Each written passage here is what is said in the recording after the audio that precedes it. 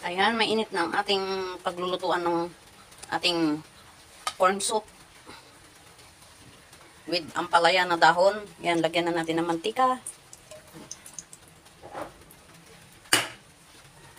Lagyan na natin ang bawang.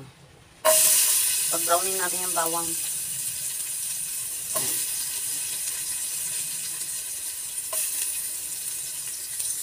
Ayan, tostado na ang ating bawang. Ilagay na natin ang ating hibi.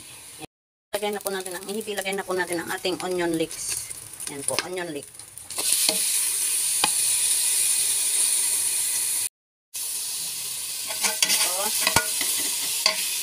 Ito natin ang ating kinayod na mais.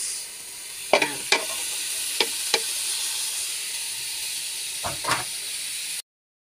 Ilagay na rin po natin ang ating asin. Ito po, ating paminta. Ayan. Gumamit din po ako ng Nora shrimp. Optional lang po paggamit nito. Lagyan na rin po natin ng tubig para hindi masunog.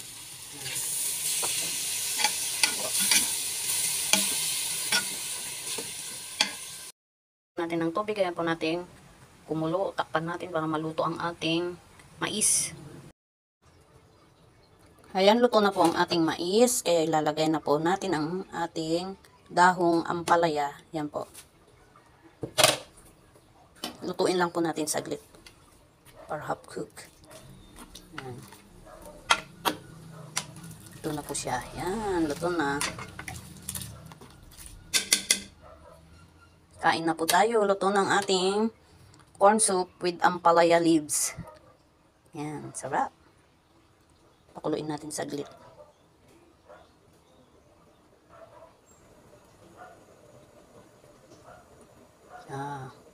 Yan, pwede na yan.